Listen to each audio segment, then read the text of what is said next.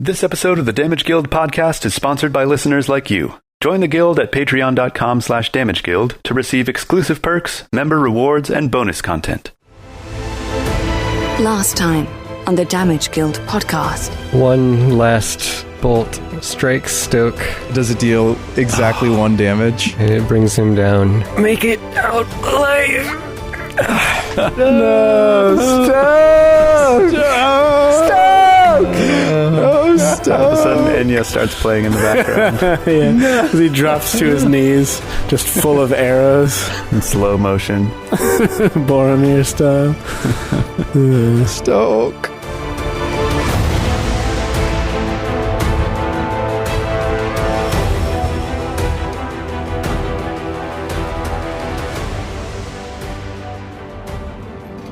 And Bronn was left behind for literally no reason also.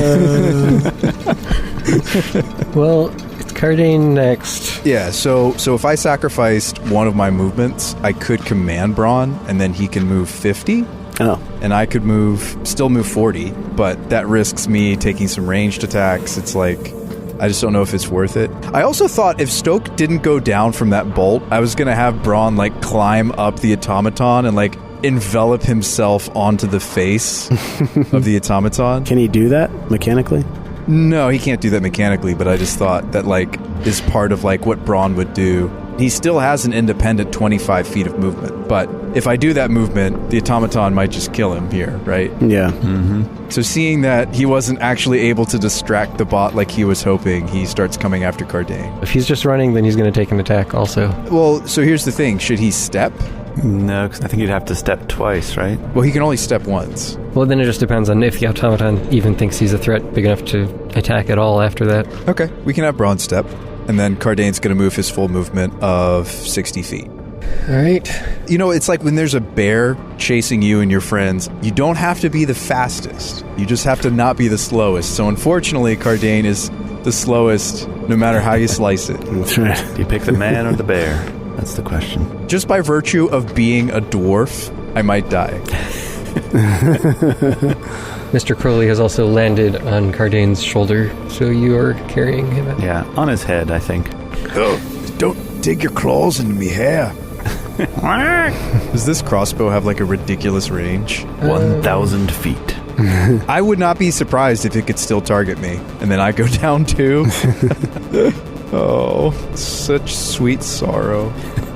One last crossbow bolt flies out and does, in fact, strike Kardain. Good night. Oh, does it? Oh, is this the end? No, it deals 8 points of damage, so you still have 2 hit points left. Oh, that was close. Wow. That was close. Oh. At this point, if you all keep on running, they do not pursue. In fact, even Bronn... Oh, if he keeps moving his 25 feet? Yeah. As long as he gets out of that room into the tunnel and starts running, they're not chasing after him. The rest of you have escaped, leaving Stoke, as well as some of your gear behind. Man. He had the Lightstone. Yeah, we left the Lightstone. We left the Fortress Shield. Probably a bunch of camping gear, too. Mm-hmm. Yeah. Well, hey, you can replace the bedrolls. You can't replace Stoke, but we can replace the bedrolls, and I can equip a different shield. Stoke is irreplaceable. Yes. Wow. Are we safe and we're talking together? As soon as they stop pursuing, I'm going to stop running. Oh, guys, we almost didn't make it. Perhaps there's still a chance for Stoke. If we could wait a little while, we could sneak back and see if his body is still there. Maybe they'll take pity on him and bring him back to life. Perhaps they'll simply leave him there since he's dead. Assuming that the robots or the little creepy gremlin person decides not to finish him off, how many turns can he really sit there bleeding before I get to him with some medical attention? Well, we'll find out, won't we? Well, it could go on indefinitely, theoretically, since you can go up and down in your dying value. Yeah, for all they know, he's dead. I mean, right. He is technically dead. Verrol, you're saying we gotta go back for him? It's what he would do for me, Master Kardain. Oh, no, of course. Let's just be realistic here. I do have a fruit. We have our healing potions. We should all have them in hand. Are you saying one of us should try to run back and revive him? Absolutely not. We use your scouting capabilities if you took it, Brian. Yes. Yes. Oh, I see what you mean. Yes. Yeah, I think I did. Stoke's sacrifice is worthless if we get one or more of us killed and we re-engage in combat. Right. If we send Crowley back to... He's black as night in the darkness of the passage. He could see if the coast is clear for somebody to sneak up, someone with dark vision preferably, to sneak up and deliver a healing potion to Stoke or a fruit and get him on his feet and then run. I can't simply leave him behind until I know for sure that there's nothing more we can do. Right. I'm with you, Verrol. What do you think we should do, Zara? Yes, I'd be fine sending Mr. Crowley back to scout before we go back for him. Maybe in the meantime, I'll cornucopia. Which of us is most wounded? Is it me now or is it you? I have 7. Okay, I'm going to cornucopia me. Yeah. Well, you probably don't have 10 minutes to do that if you're sending back Mr. Crowley right away. So we're sending Mr. Crowley and then coming back with info? So are we waiting till the reconnaissance before we send either you or me, Brian? Yeah, and actually with share senses, we don't even have to wait for him to come back. I'll know right away. Okay, he does have share senses. Yeah. Yeah, we could send you, we could send me. Yeah, I think Zara would be the one to go in. Yeah, I have 14 hit points left. I have warp step, so yeah, I can do it. I wouldn't mind burning a healing potion here for Zara. How many healing potions do we have total? I have the 1. Okay, I have 1. No, I have 2, because I had 1 and Braun had 1. Yeah, we have plenty. Okay. These situations are what they're for. All right, so someone give me 1, and then I'll keep 1 to feed to Stoke. All right, I'll give you mine. Stoke has one. Oh, he has 1, okay. Although it might be easier if you use one that you have in hand. Oh, I rolled a 2. Potion.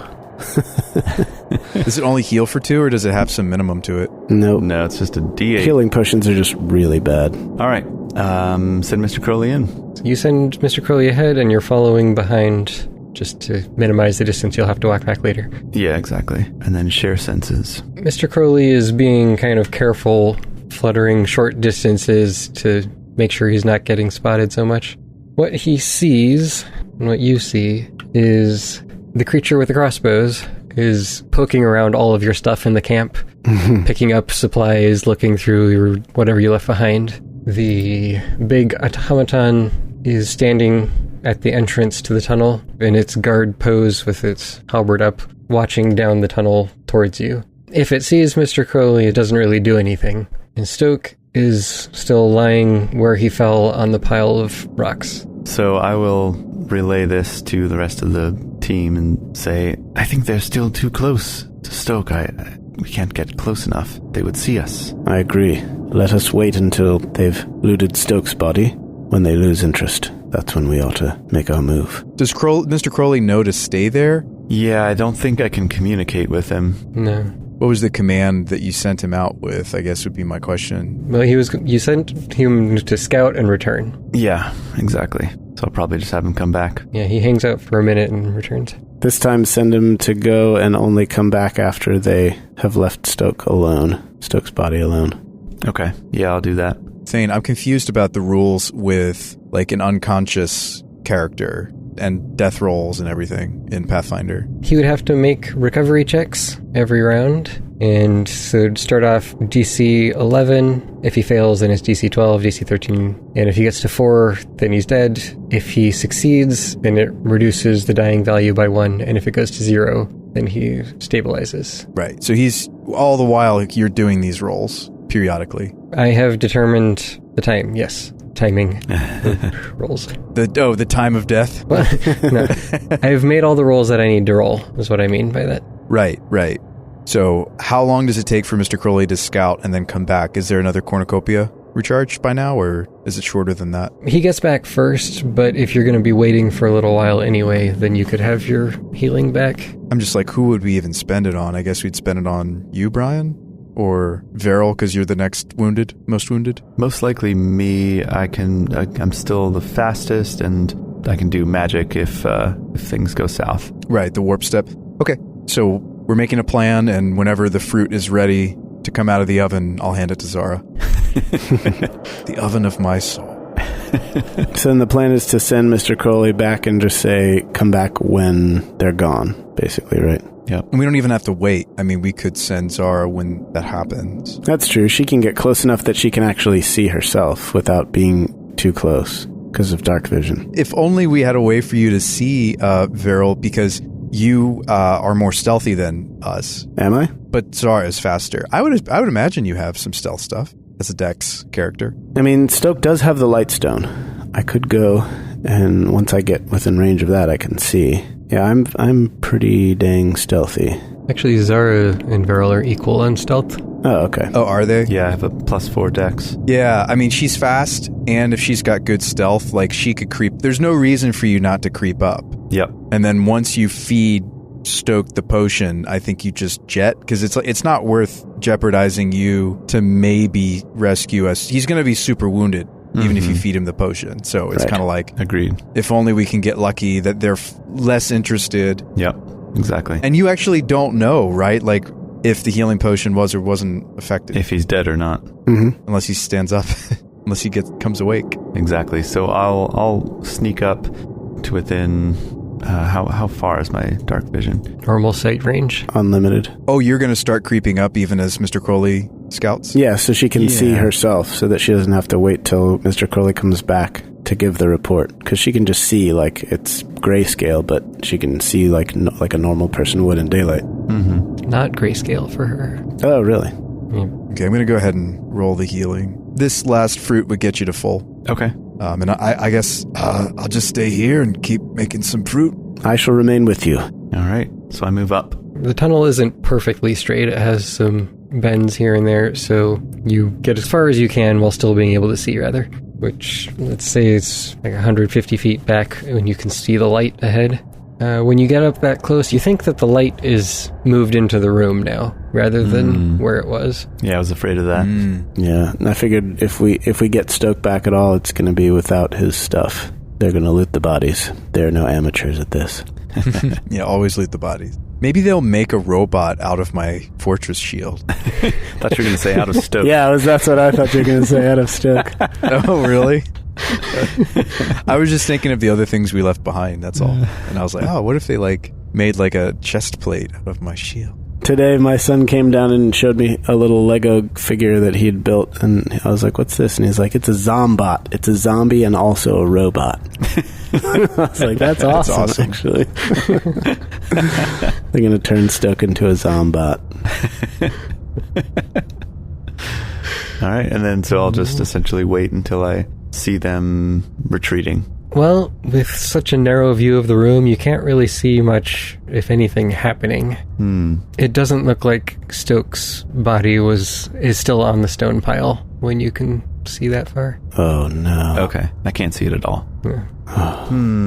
Well... Do you want to send Mr. Crowley to see where his body might be? Yeah, that's kind of what I'm thinking. I'll send Mr. Crowley ahead at this point. I'll tell him to go up to the entrance of the room, look around, and then come back. So Mr. Crowley flies up and scans the room inside, and are you looking through his eyes as he does this? Mm-hmm. Yep. So it looks like all of your stuff, or at least most of your valuables, have been gathered up from your camp and set into one pile kind of near the middle of the room. That includes also the crystal off of Stoke and his potion and weapons and most of his easily looted equipment, at least. And scanning around the room for any signs of Stoke or of the enemies, you see that the two dogs are still there, more or less where they were before, positioned behind some rubble and pillars. And then you can hear clinking sounds of small bits of metal and stuff coming from that side passage.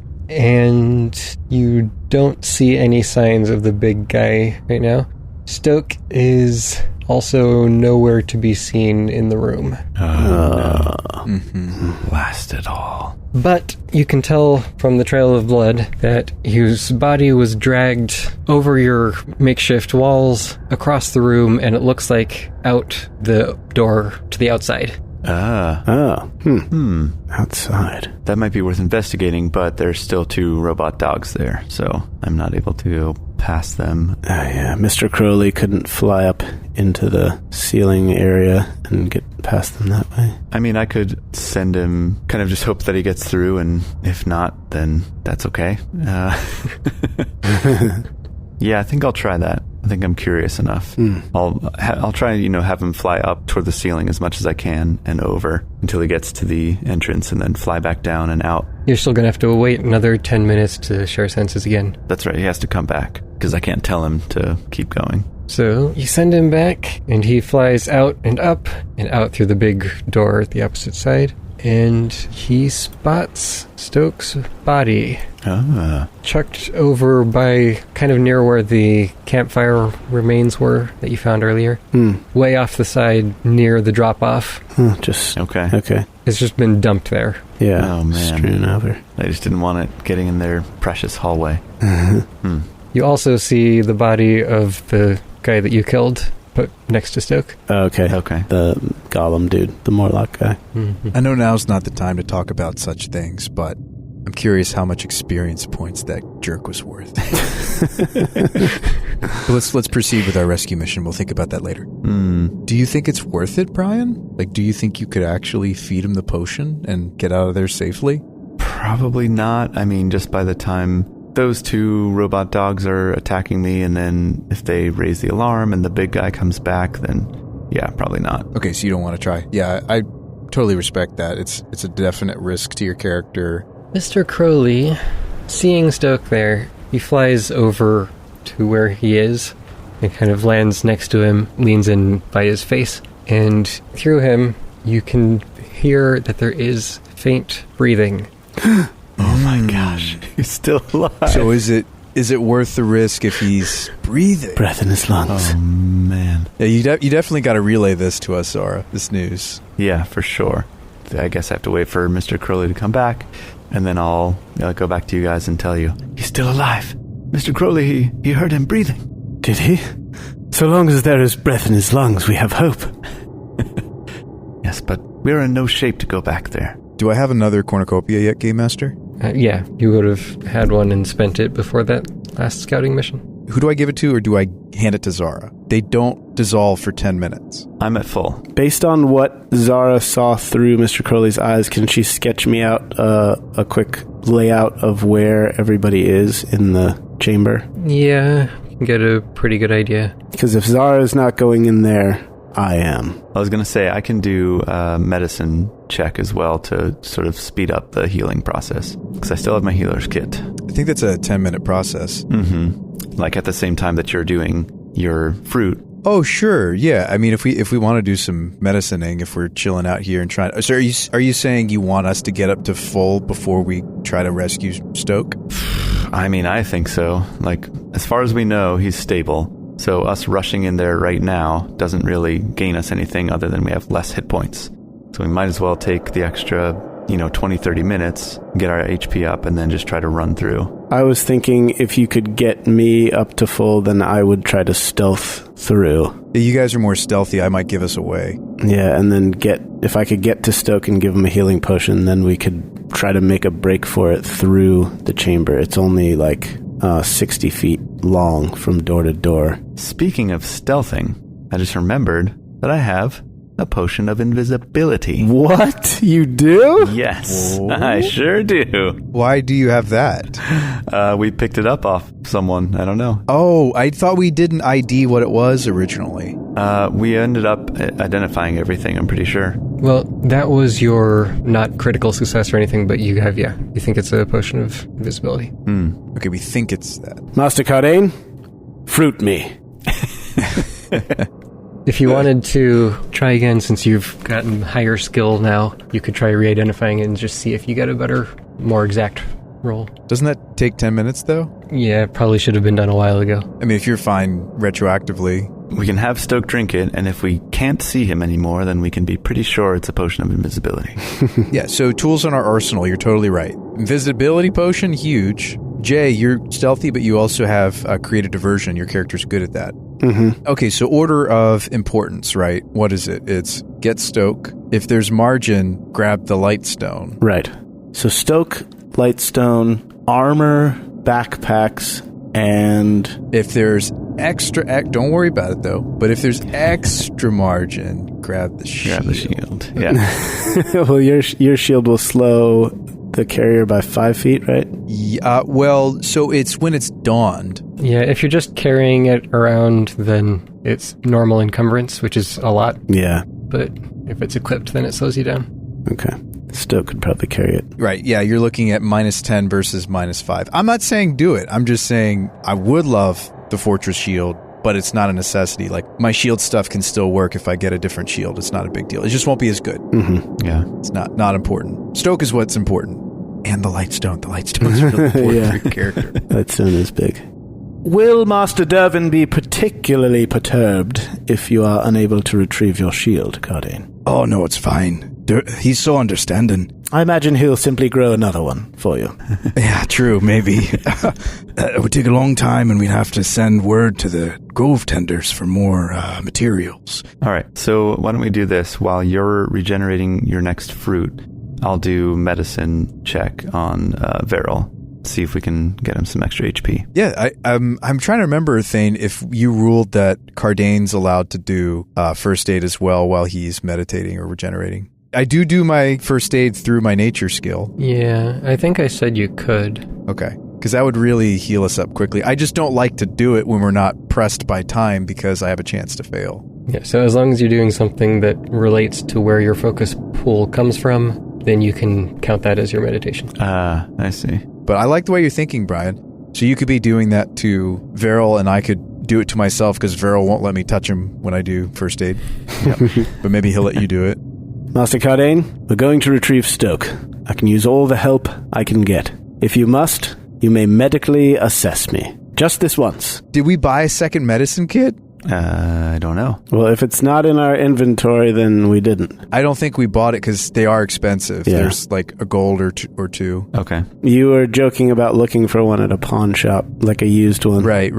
But I don't think it actually happened. No. So, nope, this is fine. All right, so do your fruit roll first, then I'll do the treat wounds roll. Ooh, My fruit fruit rolls. I love fruit rolls. Fruit roll up, yep. Give me that fruit roll. That sweet, sweet fruit roll. 9. Nice. Okay, so he heals for 9. Then I treat wounds. All right, so I got a 16 and healed him for another 6. Wow. So that was a success. Puts him on the cooldown for healing. Another fruit might get him there. Mm-hmm. I'm still quite injured. Do you want to perform medicine on me while I continue to concentrate? Yeah, sure. Actually, Zara, if you pass me those tools, I can stitch myself. It's relaxing, stitching flesh. This is how I unwind at the end of a long workday. Yeah. So let's try and see if I classically fail here, Brian. Okay, I get a success and heal for 10. And then I guess I would also have another fruit, so I should probably eat that at this point. Actually, no, I should give it to Verrol. Here you go, Verrol. Well, thank you. That gets you to full. Yes. Do we really want to wait for full healing? I mean, every moment is precious, right? Yeah. I think now that Zara and I are full, we're good. Yeah. I'll cover the rear because I don't want my stealth check to mess us up, right? My stealth check is significantly worse than your guys. Right. Mm-hmm. Well, then maybe having lost your armor is a good thing in that sense, I guess, because doesn't your stealth check get better while you're unarmored? That's a good question. Thane, does it? It does. It is 2 points better. Wow. Okay. But my armor, you guys. It's not a huge difference, but it's possibly significant. Yeah. I feel like I would want to trail behind you guys. Yeah, it's probably still a good idea for you to do that, TBH, but at least you have less of a chance of ruining everything, as you said. So, I think our first priority here is to get to Stoke, and then after that we come back through and try to get whatever gear we can salvaged. Yeah, I like that too. Like, let's prioritize getting Stoke, because if we can rescue Stoke, getting our stuff back is more feasible, right? Like, if we try to... Theoretically. If we try to Hail Mary, football tactic and try to get everything in one go, it's just like lugging all that gear, stuffing it into our packs. Not to mention all the interact actions. It's going to take forever. Yeah. Right, and like, we know where it is. It's not like they're going to take it and like dump it over the ravine. Like, they'll try to find usefulness out of our stuff, I feel like. So I could perhaps write my grandfather in request of some additional funds. Nothing too extravagant, but perhaps he might be willing to help us. what if you asked him if we could borrow armor and that we plan to mail it back? Do you know the shipping cost on armor these days? Yes, I don't believe my grandfather is particularly likely to loan us things. He doesn't typically make loans except to people whose legs he would break if they did not repay them. I mean, Verrol, I like the look of my old armor. I would like to have it again. As would I. Yeah, so your armor that you have lost was worth 11 gold altogether. You've got about 23 if you sold all of your stuff in the party stash back home. Guys, I take it back. We need to get our armor. Let's prioritize Stoke, but... Maybe on the way back, if we could each just stop and grab, like, one thing, then... Oh, I don't think I'm going to be in the room with you guys. Yes, so what is our plan? It kind of depends on whether they've taken the light stone or if it's still in the room. That could be both a good and a bad thing. The light stone would allow me to see better, but if they've taken it, then it also makes it harder for them to see you, potentially. And if you don't have any light, then you can't see hardly at all other than what's coming in through the doorway on the far side of the room, right? Yeah, that's how much light is coming through the doorway on the other side of the room. What time of day is it? You think it's probably around 7:30-ish. It's been a while since you last saw light at all. Well, then my eyes have grown accustomed to the darkness. So it's getting pretty dark, but there's probably still going to be a little bit of light shining in there if you hurry. Okay.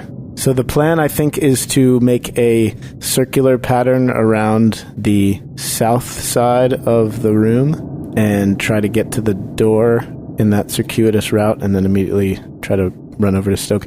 On that note, Kardain, can you slip a fruit into Zara's pocket? I like it, because a basic healing potion doesn't have the base plus heal. I get a +4 to cornucopia fruits, so they're marginally better than a first-rank healing elixir. I'll try to support you guys as best I can. I could splash you with water right before you go in there. Ah, that would be lovely. It should last for a minute. Very good. I am rather in need of a bath. So, if we're going guns blazing, I might as well spend my last spell slot in case combat happens. And if I'm so far behind you, I would hate for this spell to rot on my character. Yes, I fear we have too few guns with which to blaze, my friend. Yeah. I imagine initiative will occur, however, I don't believe combat will. We should attempt to stay out of fisticuffs if we possibly can manage. Brian, do you have any tools in the hopper? The only tools I have in my tool belt right now that are relevant are Warp Step, of course, to help me move a little faster. Figment can help cause a distraction. It's not exactly a stealth thing, but I could cause a sound or whatever in another corner of the room that might distract them from us.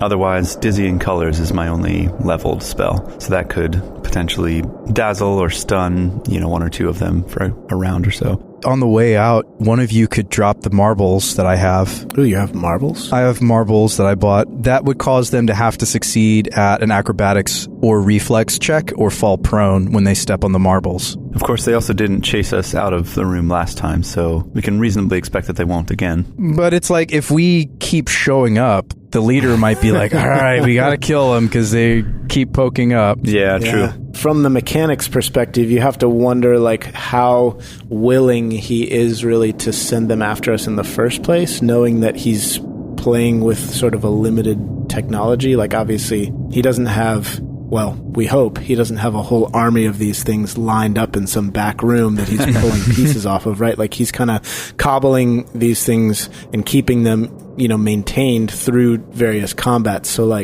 it's a matter of time you got to figure before whatever age and where begin to eat away at these things. And if he keeps fighting them and kind of recklessly sending them after us, if he even has that kind of neurological control over their programming, then he may not be willing to risk just sending them off into the darkness after us. Yeah. I feel like this would be so much easier if we were fighting not metal men of another world that we're just not familiar with. If we were more familiar with our enemy, I feel like this rescue mission would be a lot easier. One other thought. What if we tethered you, Verrol, to Zara somehow so that you guys aren't wasting your hands, potentially? Wasting our hands? I can think of few forms of torture in this life worse than being tethered to Verrol. Being physically connected to one of your ilk. Don't you have pretty flowy robes, Zara? I do indeed. Couldn't you just hand him your the extra layer of robery that you wear? Mm-hmm. Just so that he can, if he can't see well. Well, it's gonna be dark. You won't be able to see. So, shouldn't you guys stick together? Here's the other question. Well, first of all, Verrol, what's your dex? Is it +4? My dex is a lot. Or I guess... It is a lot. It is +4, yes. More pertinent question, what your stealth is. My charisma is also +4, in case that is relevant. Okay. My stealth... We'll just talk our way through with these robots. Yes, my stealth is a +8. All right, so we have the same stealth. I have the invisibility potion, The question is there, if the goal is to get to Stoke and feed him the potion to wake him up and get back, is there any need for more than one of us to go? No. I think not. If one of us is invisible, then absolutely not. Yeah, that seems way better. Well, there's also the tactic of we feed the invisibility potion to Stoke. And then Zara is super fast with warp step. So you could outpace their ranged weaponry. Now that Stoke is invisible, they would have to really do well on their perception to figure out where he is based on sound he's making. So I think that could be awesome, where it's like, so Zara could be kitted with the marbles in your pack. You could have the cornucopia fruit in one hand and the invisibility potion in another. Yeah, and then you've got the healing potion as well. If we felt like, based on the cornucopia roll, if you felt like he needed just a little something extra in a pinch, you could hand him the healing potion to, like, just have. So, Zara, all I can say is that when Stoke wakes up and looks into your eyes, it's going to make him the happiest man in the world. But Zara, very cleverly, she'll immediately feed him the invisibility potion so that she doesn't have to deal with the romantic fallout of seeing his expression, because he will be invisible. But it'll be very memorable for Stoke. Also, I will be holding Mr. Crowley in front of my face so that Mr. Crowley's face is the first thing that he sees. Good tactic. Yeah, Zara's going to make sure it's the least romantic rescue possible. And then, like, oh, dude, Verrol, after Zara leaves, like, you and I can make up this joke that this was, like, all her plan. Like, she so desperately wanted us to rescue Stoke and spend the invisibility potion. And we were like, let us come with you. And she was like, no. I have to do this alone. For Stoke. For Stoke's sake. I must. This is my battle to fight. Only when he's basically dead does she realize she actually didn't hate him as much as she thought. How much she loves him. Yeah, that's like the perfect romance arc, where it's like, now that he's basically dead, now you have to come to grips with the fact that there might have been love. All right, so Kardain, you hold on to the marbles, because I'll have healing potion in one hand, fruit in the other hand. I'm going to be the furthest, but I think the marbles should go to you or Verrol. I'll hold the marbles. Because I'm going to be the furthest back. I'm holding all the marbles in this scenario. All right, I'll give them to you. All right. Okay, I'll take the fruit. Yep, I'll cast my fruit. I assume you two will basically just be poised at the entrance, like kind of ready for a fight, right? Yeah, I'm going to come right up to the neck of the Great Hall where the hallway meets it, so I can be like close at hand. Zara, what if I sent Braun with you? You have a lot of items that you need to manage. He could be kind of handy. That's true, I suppose. Braun, do me a favor and listen to Lady Zara while you're with her. And Kardain puts Braun on your shoulder. Oh, wow, so you have an animal on each shoulder? All right, I'll have Braun on one shoulder and Mr. Crowley on the other. At the very least, he can pick up and carry 2 items with him. Wow. All right, so I'll let him pick up the armor on the way back. I think that has to be light. Yeah. So what have you got? You got invisibility potion, a fruit, and then Braun has the 2 healing potions. Is that right? Yes, exactly. Perfect. All right.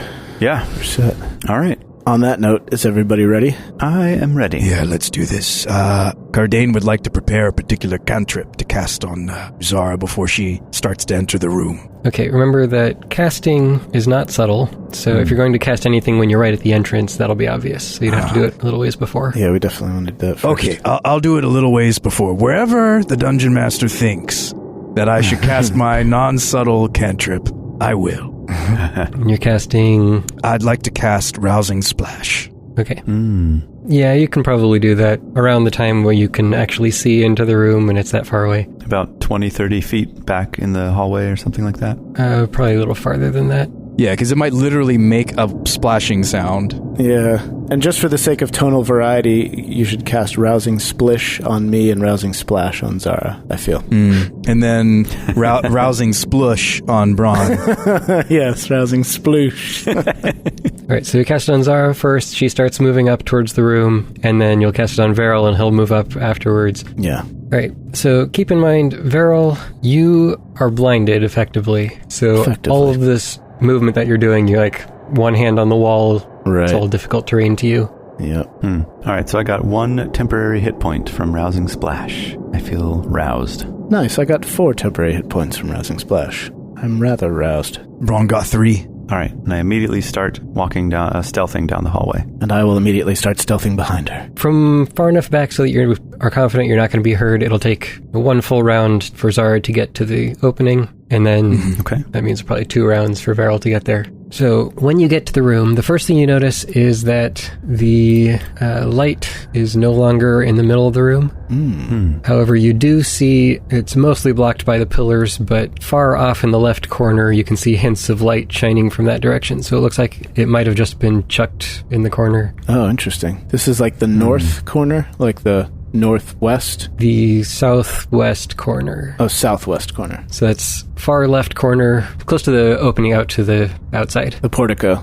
Yeah. Okay. Okay. Do they not like light or something? Maybe they don't. You don't immediately see the creatures, but you do see standing guard by the opening at the far right, the big soldier one. Father Tomaton, I believe, is his name. Father Tomaton. Yes, and he had many sons. Had many tons. Oh, he had many tons, excuse me. Okay, interesting. So yeah, I can just see that off in the corner. Question is, do I take the invisibility potion to help me get past him, or do I just sneak around the south edge of the room? If I'm going to give the fruit and potentially the 2 healing potions to Stoke, is it better that I can actually get to him without being seen? That's the question. I think maybe you try your chances at not being detected, and then if you are detected... You could chug the invisibility. If you detect that you're detected, you chug the invis. Yeah, because it's so much better on Stoke. Yeah, true. Isn't it? Yeah, and then Braun is double fisting the healing pots. He's got 1 in each hand, and he's ready to deliver them. Yeah. Well, he can hand them to Zara, and then she can spend actions to drink them or feed them to Stoke. Right. But it's still is better action economy than her pulling, like, juggling all these items out of her bag. Definitely. All right, so I will begin to make my way around the south end of the room. Do you have any hero points remaining? This could be a crucial stealth check. I do. How many do you have left? 2, I think. Okay, if you're at 2, that might be... Stealth is secret, isn't it? Oh, you can't hero point on stealth? Tell us about stealth, Thane. Oh, is this because it's a secret check? Because we don't know what our stealth is. It would make sense for stealth to be a secret. Yes, so sneaking is a secret check. So you can't hero point it. Really? Oh, noes. Oh. Does any luck effect work on sneaking? I don't know, Brian. This is a very precarious position for your character. If you feel like you want to drink the invisibility potion, by all means. But I do think that what Jay is saying is fair, that you could wait to see if you succeed before deciding whether or not you should drink the invisibility potion, or if you can't afford to feed it to... Yeah, I agree. I'll try to wait. You're taking more risk, but it's a calculated risk. It's not like you don't have an out. Like, we're not trying to set Zara up to die. Like, if you can't get to Stoke, so what? Like we tried. Yeah. All right. So I begin to walk into the room. So you walk carefully into the room and follow the wall south. I want to follow the wall probably about 20, 25 feet south and then start to cut across. Or, I don't know. Yeah, no, maybe I will go all the way down. I mean, you know exactly where Stoke is, right? Because you scouted with seeing through Mr. Curly's eyes. Mm-hmm. So you know exactly where you need to go. Yeah, I mean, either way, I need to get through the far door, but... I'll just play it safe and try to go all the way around the outside of the room, even if it takes a little longer. Yeah, it would give you the best cover with all the rubble and the pillars and things. Yeah. All right. All right. I'll do that. So you start to move. We can't see her anymore, Verrol. Do you think I should send some tremor signs? I don't think we ought to confuse her at the moment. Okay, yeah. Well, we didn't tell her ahead of time that I'd be maybe sending signals.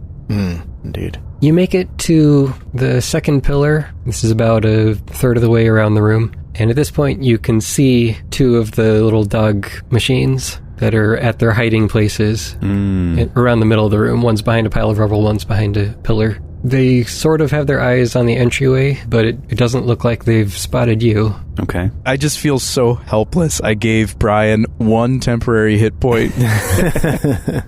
Never fear, Master Kardain. Zara is quite capable of handling herself. I know, it's just... I'm sad we had to put her in harm's way at all. I have every faith in her. You safely make it to the next pillar, and it's here that you can see where the light is coming from, out of that little side passage that's mostly collapsed.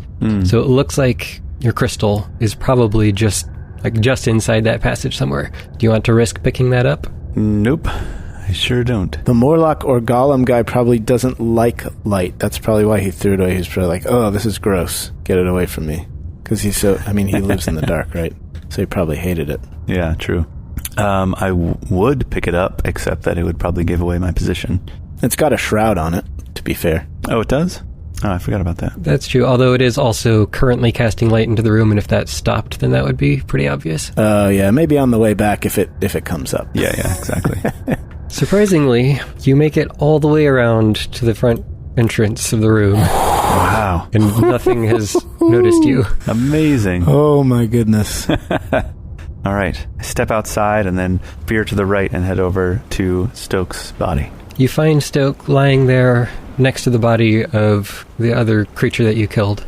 Stoke's been stripped of all of his equipment. He still has his clothes and stuff, but none of his gear with him. Okay. And he's still faintly breathing. Okay. Master Kardain, never in my life have I seen fit to beseech the gods. But wherever they may be, perhaps this is the moment. Oh, Verrol, I mean, if you'd like, we could... I mean, I don't really know any specific, warden, but we could just say some sort of something to the warden of the unknown shrine, if you will. Perhaps we might pray to Mingoldar himself for protection and guidance. Mingoldar would know what to do in this situation. If only he were here. I mean, it's very possible he's in a completely different dimension or planet by now. So it's like he gets this like message on his phone that like somebody's praying to him, and he just like silences the notification. Yeah, whoop, He just like swipes it and then continues to sip his drink on the beach. But Verrol, I mean, if you want, we could say something to him. Why don't you start? And I put my hand on your shoulder. Perhaps you might say a few words to the powers of nature to offer their protection. Oh, I mean, that I can do. Okay. And Kardain closes his eyes and starts to say, Wind spirits. No. This time I think we need spirits of earth. Please, make the rocks and the dust quiet beneath Zara and Stoke's feet.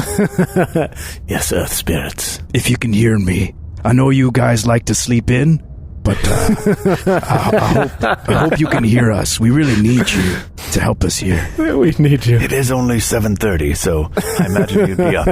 and Kardain starts sending tremors signs out 120 feet, like beneath, like way deep down into the ground and way high up, and just like trying to. No, that's a terrible idea because I might like. And all of a sudden, like the ceiling starts shaking, the rubble starts falling. Oh no, we've alerted them to our presence. Yeah, there was like a sleeping earth elemental just like bursts into the cave where we are, into the tunnel. No, I'm not going to do You've that. triggered a tectonic plate shift. All right, so I will. I'll try giving the fruit to Stoke, force feeding him, I guess, if necessary. Kind of like gingerly grabs his jaw and is like munching it for him. Maybe some of the juice from the fruit. She just really doesn't want to touch him at all, does she? Yeah, she's a little weirded out by this. Does she take out a glove or like a rag? Yeah, I was going to say some in gloves. order to do this, so she doesn't have to like physically touch his chin. Yeah, exactly. She's got some black satin gloves that she slaps on. You just hold the fruit above his open mouth and squeeze the juice in. Yeah, there you go. So, Kardain, give me that sweet thing in Foundry so I can give him the healing. Consume all produce. So you heal him for 5. Nice. Oh, that's minimum. That's not nice. That's minimum. Oh no. That means it was a 1. Wow. So it always does at least 4. So Stoke, he's munching on this fruit. He starts to cough, and bits of the fruit come spilling out of his mouth. And he looks up. Milady, am I dreaming? Are we in heaven? You came for me? Yes, I'm afraid I have. You must consume the rest of this fruit for your good healing. And here, take this potion as well. This will help you. Oh, how long does the potion of invisibility last? This is the healing potion I'm giving him right now. Oh, okay. Yeah. You never fully identified that potion. If this is a dream, I pray I never wake. Ooh, and I rolled an 8 too. Nice. So you heal him for another 8. That's full. That's maximum. Yeah. Sweet. Max. Yeah. So you see his wounds starting to close over, and he props himself up, sits with his back against the wall. Okay. Yep. Still looks like he's pretty badly hurt though. Yeah. He starts looking around. He says, I don't seem to have any of my weapons. Yes, indeed. All of your belongings are now in the middle of the room back there. Here, drink one more potion, and then we can try to make our way back through. Oh, no.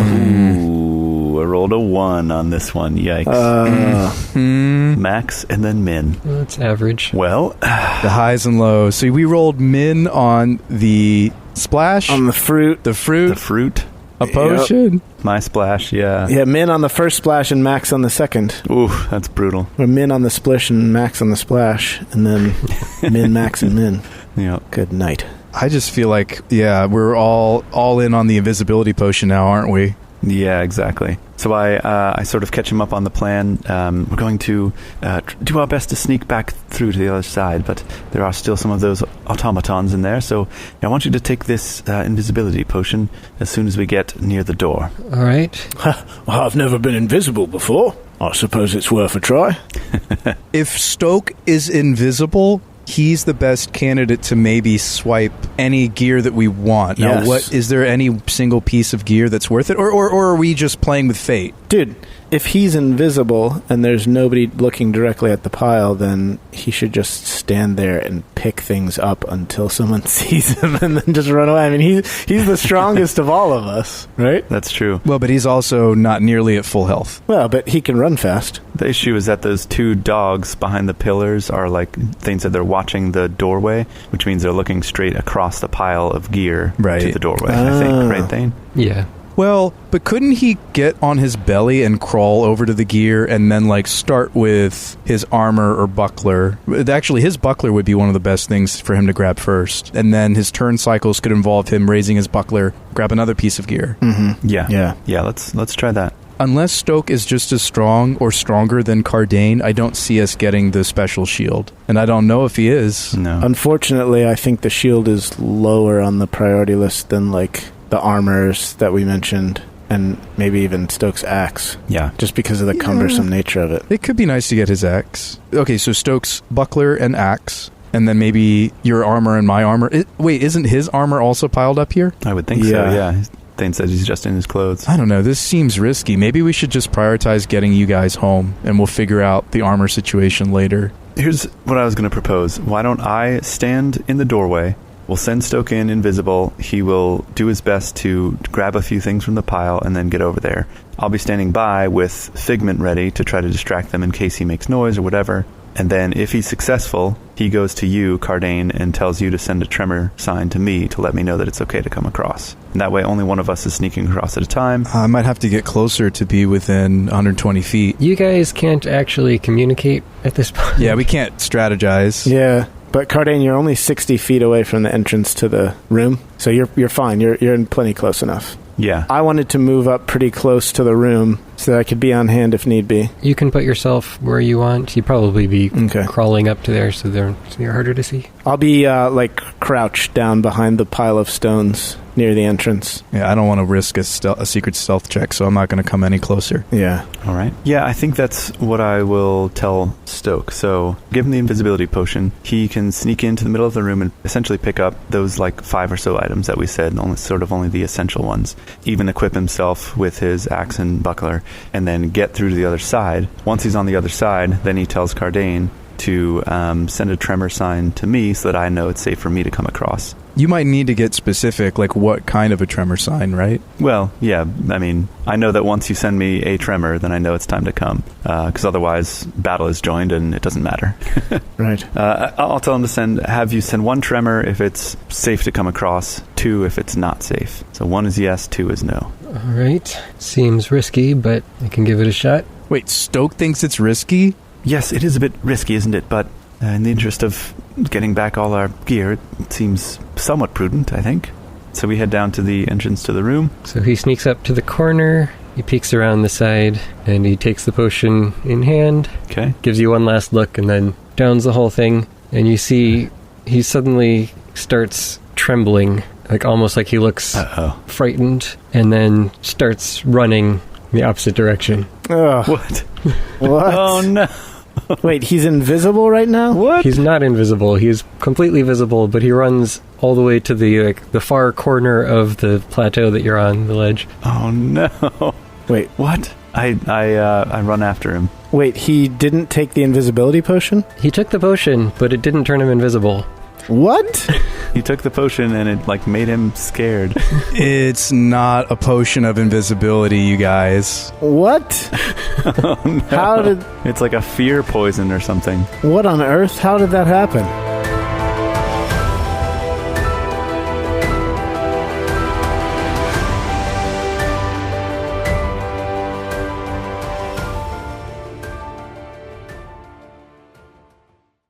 You just realized your business needed to hire someone yesterday.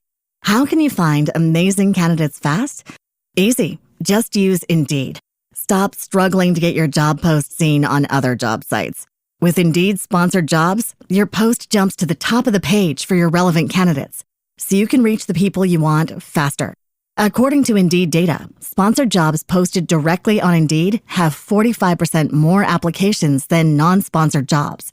Don't wait any longer. Speed up your hiring right now with Indeed. And listeners of this show will get a $75 sponsored job credit to get your jobs more visibility at Indeed.com/ARTS. Just go to Indeed.com/ARTS right now and support our show by saying you heard about Indeed on this podcast. Terms and conditions apply. Hiring? Indeed is all you need.